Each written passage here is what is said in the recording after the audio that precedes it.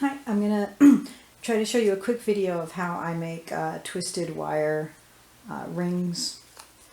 So I take, for example, this is a 20 gauge sterling silver wire to start with.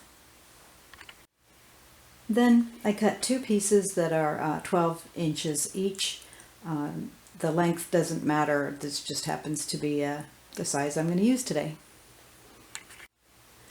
So the first thing I do is I hold one end of the pair tightly together, and I put it in my vise, put them in my vise, and close the vise. They're in maybe a quarter of an inch.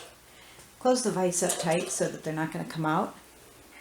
Then I'm going to take my regular old drill, and I don't know if you can see this because I can't see what the camera is seeing when I'm filming, but it has an adjustable collet. So I'm going to put the other two ends, well, you can't see that. Put the other two ends into the collet and tighten it. So just like in the vise end, they're in here about a quarter of an inch or so. Now I'm just going to do the drill slowly and you'll watch the wire twist. If I stopped here, you see it's not really going to help me any. It's a pretty loose twist. So I keep going. I can stop periodically to check it.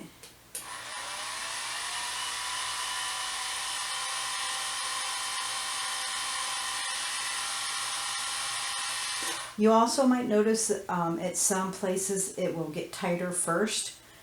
So what I try to do is go until I have sort of an even twisting through the whole length. I also try to picture what my what I want for my final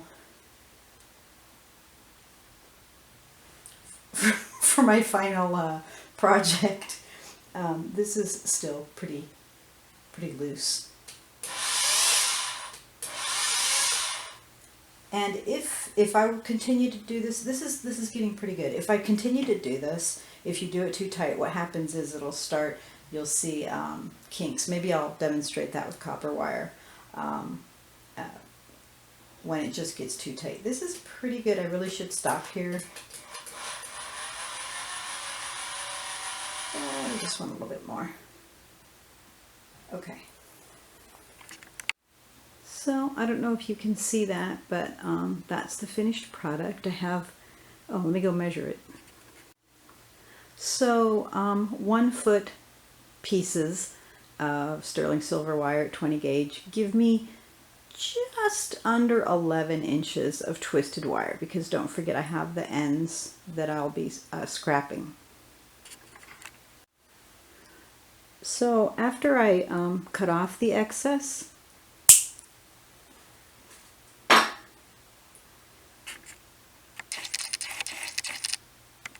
I'll show you different ways to use it. If you want to use it for your, like to wrap around a bezel or some decorative thing, or if you want to make it into a ring, you just wrap it around a circular object that is the size that you need. So just for right now, I'm using a dapping peg. So if I want to get a real good curve at the start, I can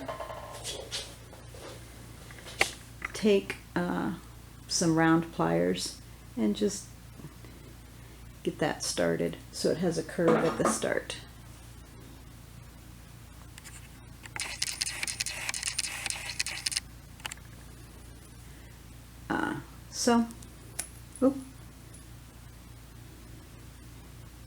I'm just wrapping it into a circle around this dapping peg.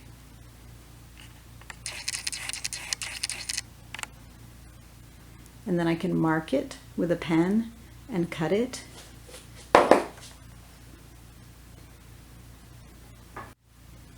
And you just treat it like any other wire that you're going to make into a ring shape. So I would file the ends.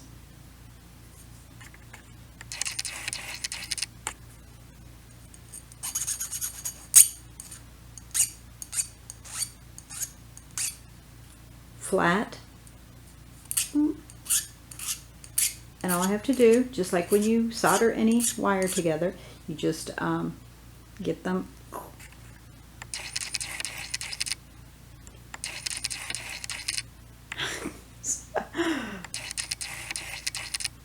get them flat, get them connected, and then you solder it.